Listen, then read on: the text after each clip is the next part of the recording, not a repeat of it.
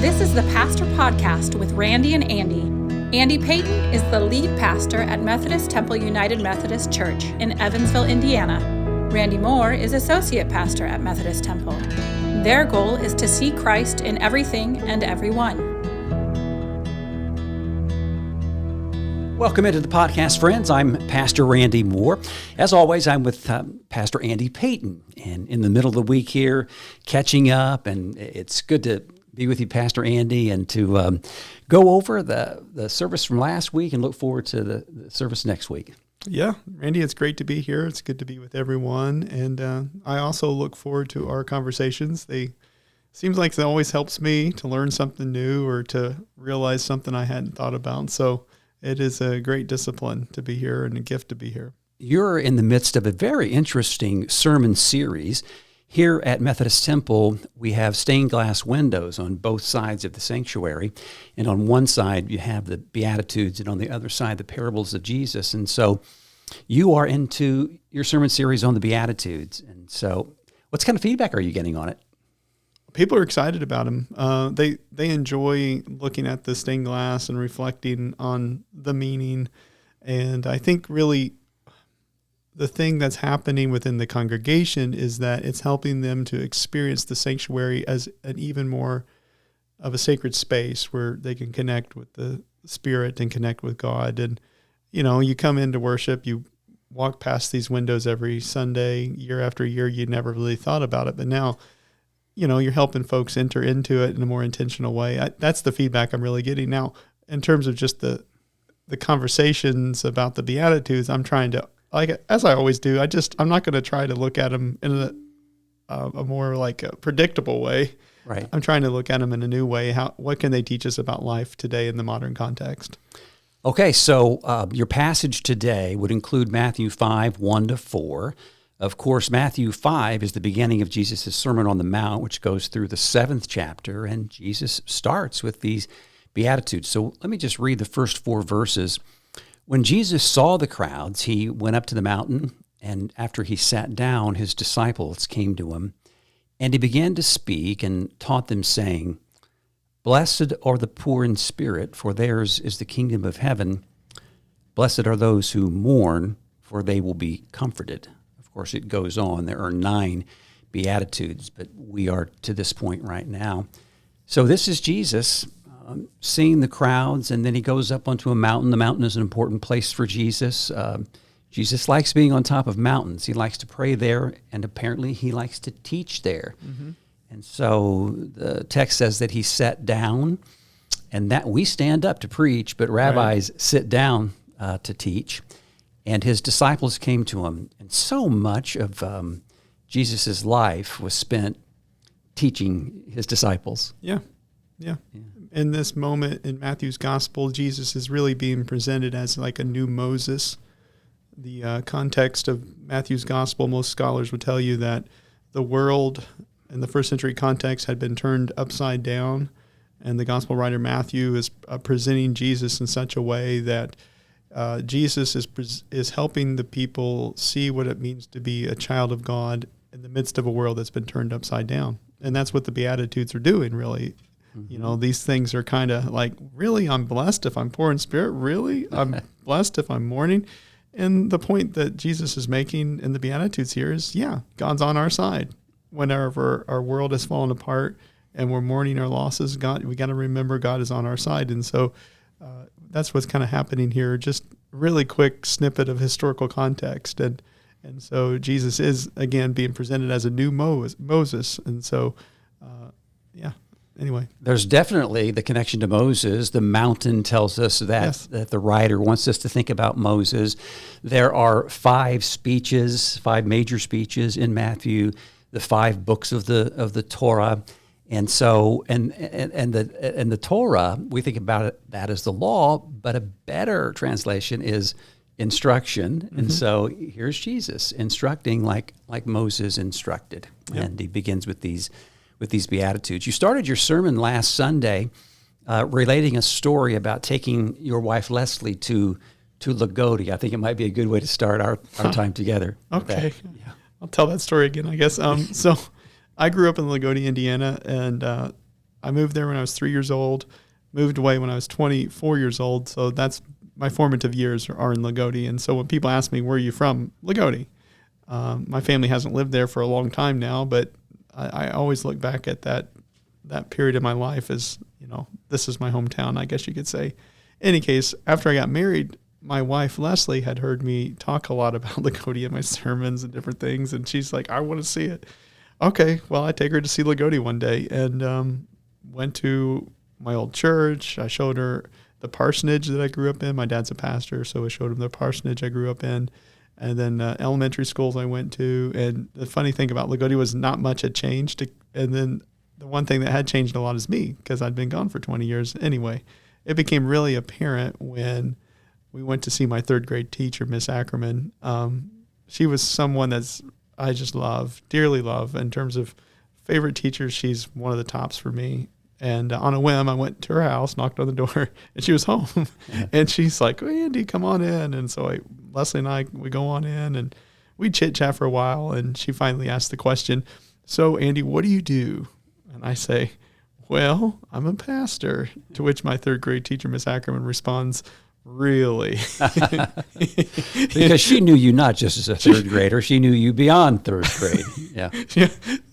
Let's just say at third grade, the potential might not have been there at that point. And so I use that as a segue to talk about change is a part of our lives. We all change. And if change is a part of our lives, then mourning is also a part of our lives too. And mourning is, the way I would describe mourning, just kind of generally speaking, is like mourning and grieving, they're synonymous for me, really. They're about learning to navigate the changes and transitions of our lives in helpful and positive ways. Yeah, and you can describe them as little deaths, right? Yeah. They're, because and if you just think back on your own life, for instance, I'm not a teenager anymore. Mm-hmm. That part of me is gone, and you could say it's dead. That's a little death. I'll never be a teenager again. And there is mourning with each one of those. Yes. And moving on from it. Yes. Not being stuck in it. Yes. Yeah. And I find it fascinating, this particular sermon and this topic of mourning, because I've had more response in terms of this particular talk than any one I've had for a while, which tells me, it hits something within us. How do we mourn? How do we navigate changes? We're living in a changing world in which we are all mourning something right now.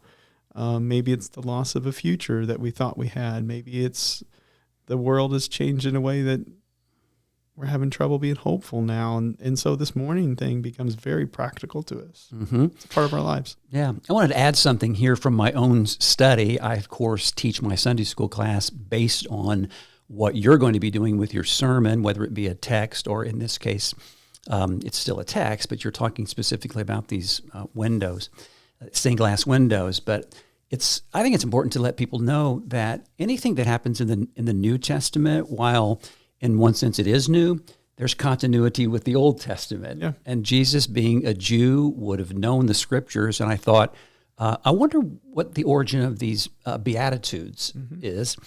And there are other Beatitudes. And I found one that I really liked from Jeremiah.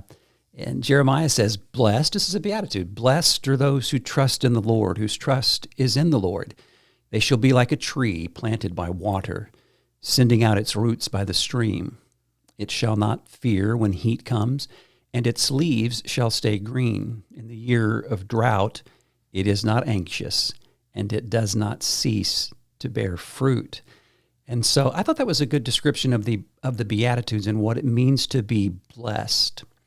You're not blessed because you do a certain thing. If you're planted next to the source, you're already blessed to the point where you don't even get worried about a drought because you are connected, you're going to continue to bear fruit. And there are other, Beatitudes throughout Scripture. So I love it when I can find the continuity between the Old Testament and the New Testament. Mm-hmm. Yeah. And then many of the Beatitudes we have in the Sermon on the Mount go back to Psalms and Proverbs and different things like that. And as you were talking about the relationship between the New and the Old Testament, one way I would describe it is like the New Testament is like commentary on the Old Testament. You know, it's the Hebrew Bible applied through a Christian lens, basically. And so, yeah, there's going to be different parallels and connections. Absolutely. That's a good passage there, though. Mm-hmm. So we do go through the kind of a change you've been talking about all the time. I mean, change is constant, and we mourn that change. And so you said, you know, you might be thinking, I'm grieving and I've prayed and I'm just not feeling it. Mm. Yeah. That's so common, isn't it? Yeah. People think, well, they go back to the window in the church. At the bottom of the window, there's a mourner depicted kind of looking up to God. In the middle of the stained glass window, there's symbols of grief, like a willow tree, a sickle, a torch. Those are supposed to be symbols of grief. And then at the very top of the window, the mourner's like reaching up to God, and God's reaching down to them. And the first thing I thought about is, you know, we've been in this situation. You've been in this situation. Anybody has, where you look at a window like that, and you're like, oh, that's beautiful. That's good. Yeah, sure.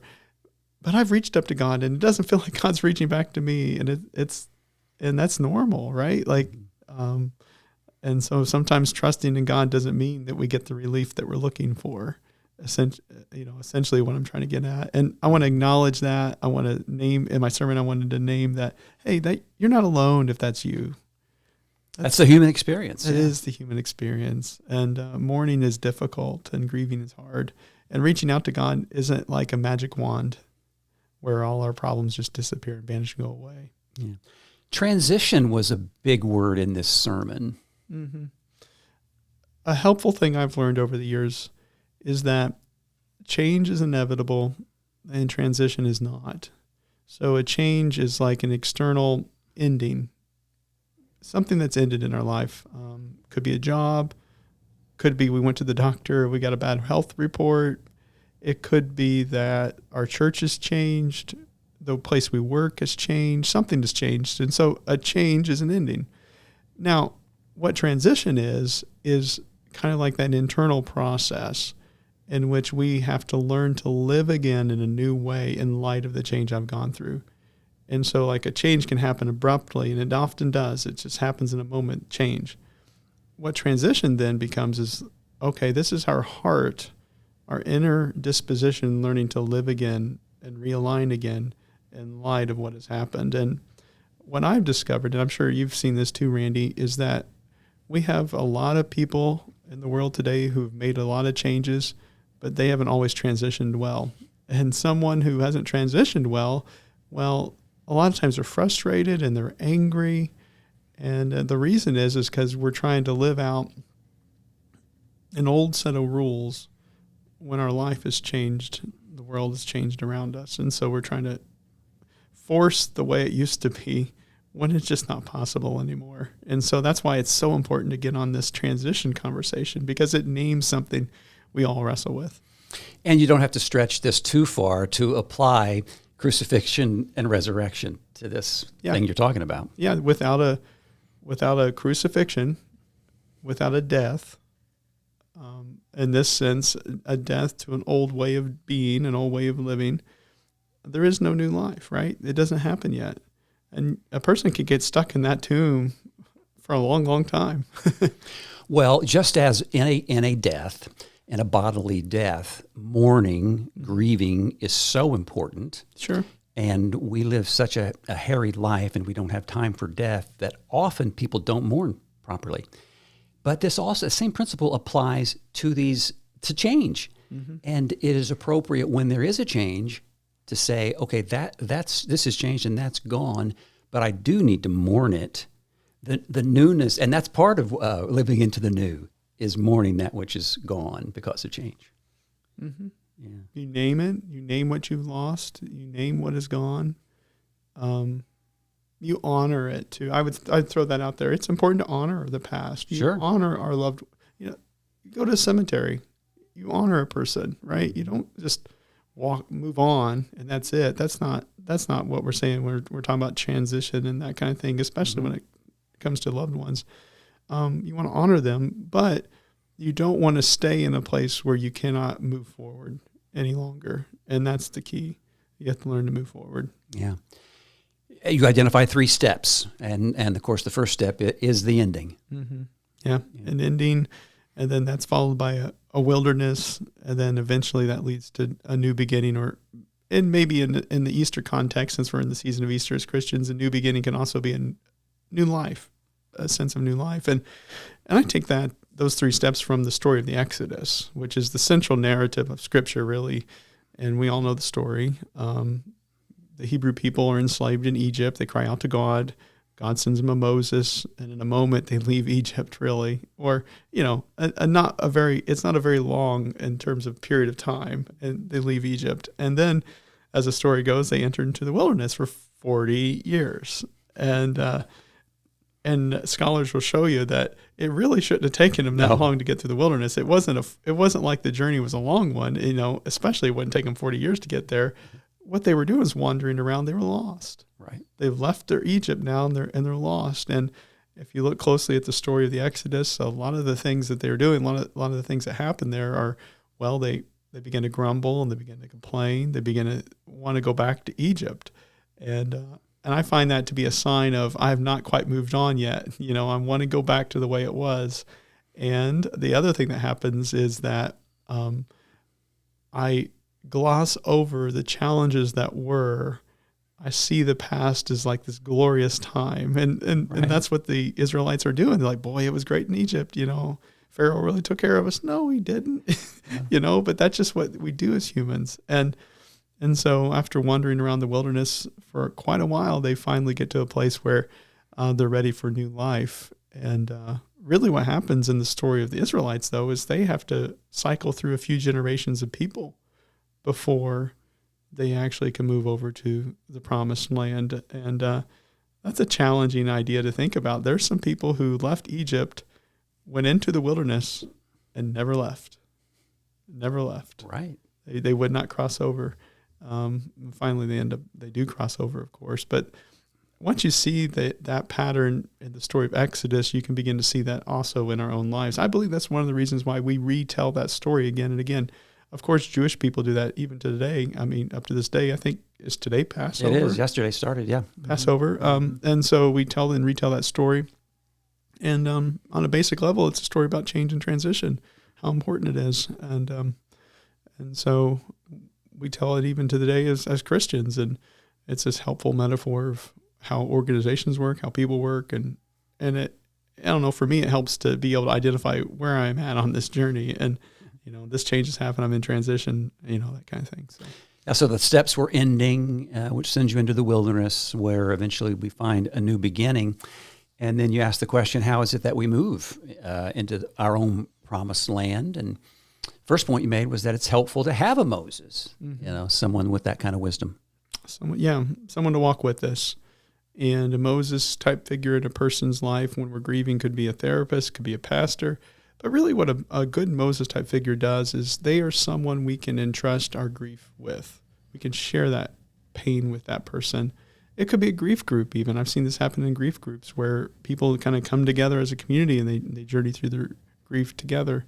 And what's really good to have that Moses, the reason it's so good to have that Moses-type figure is like, if you don't have that place to land the pain, if you will, we have a tendency, what happens is we'll just share that wherever we go.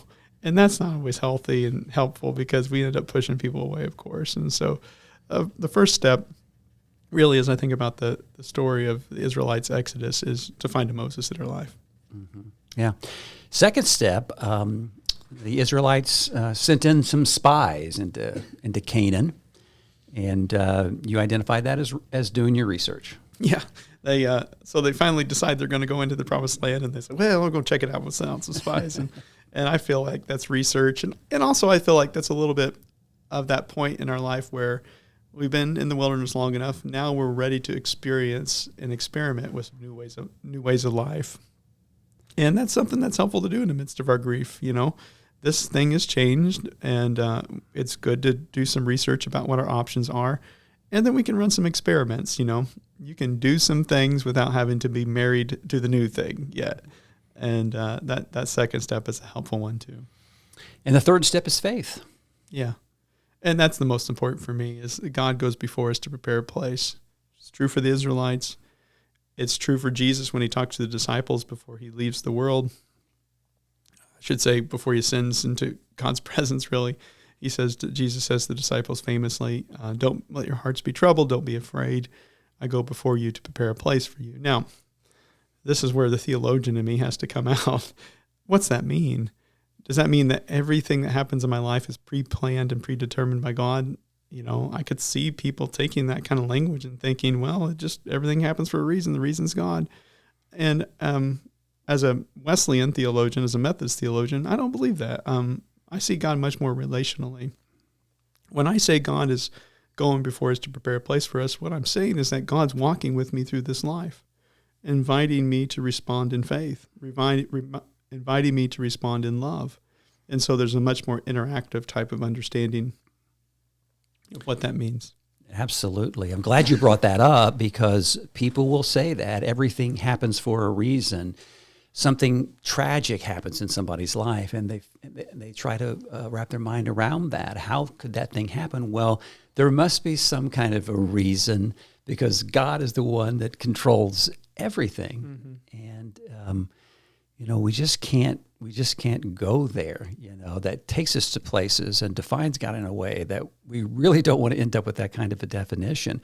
Does it make it a little bit harder to understand what has happened? Yeah. It does. Yeah. But again, we've talked about this so many times. We wrestle with it. And you mentioned relationships. So relationally, in dialogue, we work with it. Yeah. I mean, it's such an important, we call it theodicy, the problem with pain and evil and tragic things that happen in our lives. This is such an important thing for us to think about as a people of faith. And I would even go as far to say it might be one of the number one reasons why people walk away from the faith, is because they've been presented with this idea of God that has said God's all-knowing, God's all-powerful. What all-powerful means is that God can do anything that God wants to do. And then, oh, by the way, God's all-loving, right? And so that all sounds good until you get a cancer diagnosis. Mm-hmm. And then all of a sudden you're thinking, well, if God can do anything, then and God loves me, why doesn't God fix that? Right. And that's the big question. Yeah. So God goes with us. You brought up Dr. Ken Millard. Right. And do we need to get you some water? I don't know if we have any in the room, but I don't know. I've got allergies, and so I'm sorry if folks are hearing me cough a little bit in the background. That's okay. I just can't shake That's it. Okay. Yeah. So that's all right.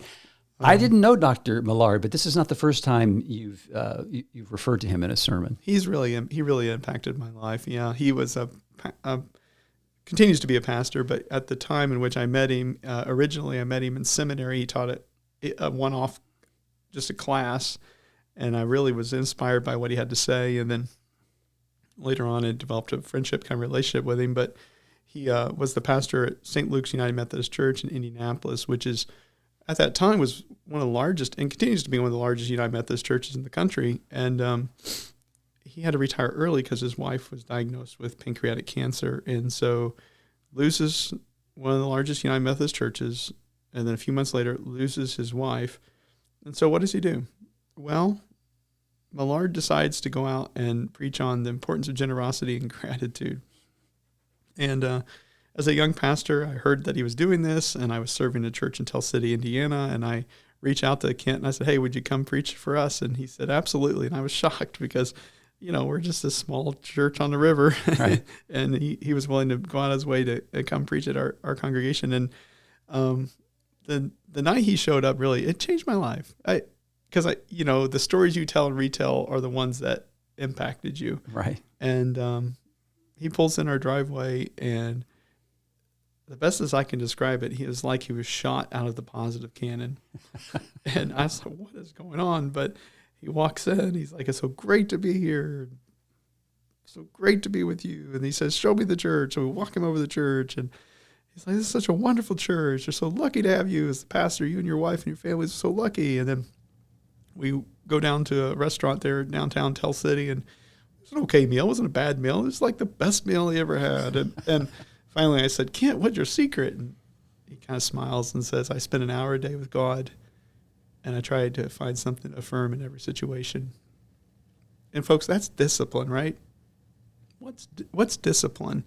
Well, discipline is I'm going to get enough control over my life in which I can stay on the right track. And that's what he did there. It's not going to be easy for him to do that.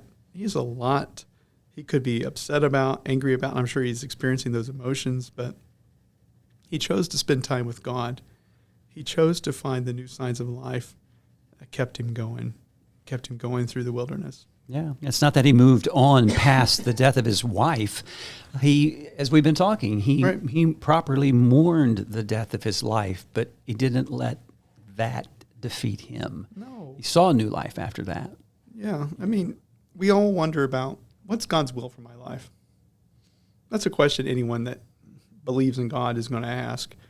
And the scripture is actually fairly specific on this. Like in the end of 1 Thessalonians, Paul says, give thanks in all circumstances, for this is the will of God in Christ Jesus for you.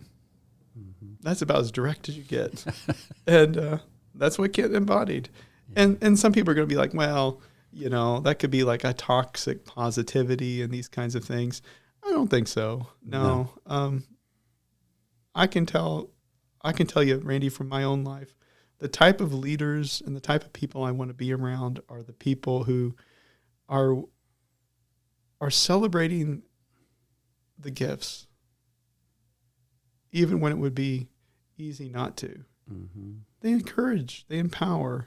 Anyone can sit around and come up with everything that's wrong, and anyone can sit around and talk about what's wrong with the world or name all the losses we've gone through. We've all gone through loss, and some people have gone through a tremendous amount of loss. We don't want to discount that, but even then we have a choice.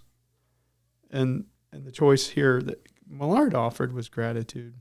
Yeah. You transitioned into the situation here at Methodist Temple, and you talk about change, and stuff happens, and stuff has happened here in the last few years. We've gone through a lot of changes, and dare I say, we're still transitioning in many different ways. 7, 8 years ago, I became the lead pastor here. And at that time, I had some people wanting to go out to lunch with me and talk to me, what's your plan, And I remember one conversation fairly vividly. I was talking to a leader of our church, and I said, look, 10 years from now, if we average 300 worship, it'll be a miracle.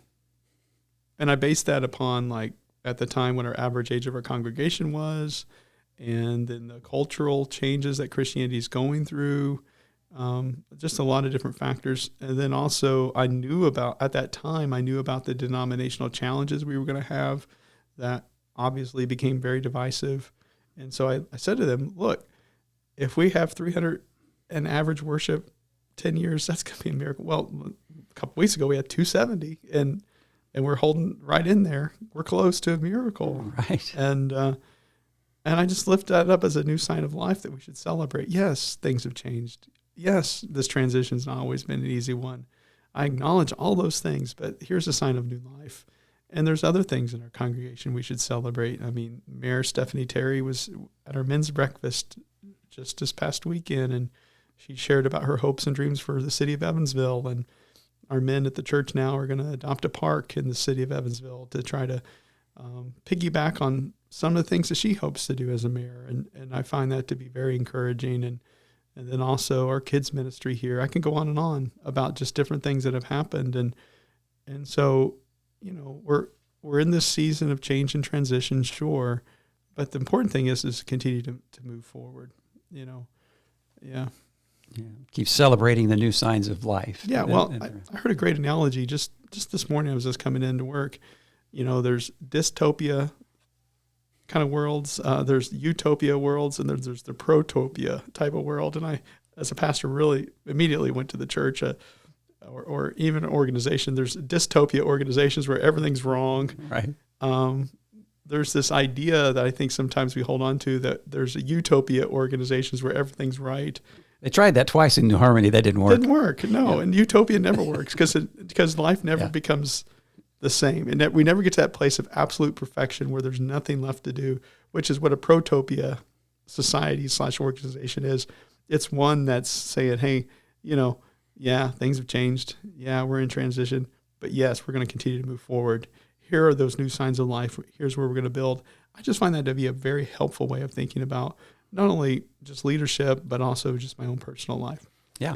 How about this Sunday? Can you give us a short preview? I know it's, what is this, Tuesday? So you're probably not finished with your sermon, but I'm sure you've been working on it, praying about it, yeah. writing. So this beatitude is, blessed are the meek, they will inherit the earth.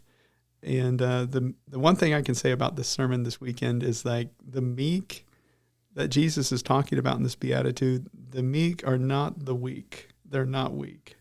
In our English way of thinking about meekness today, it's like, I'm going to roll over, I'm just going to take it, and all these kinds of things. Nope.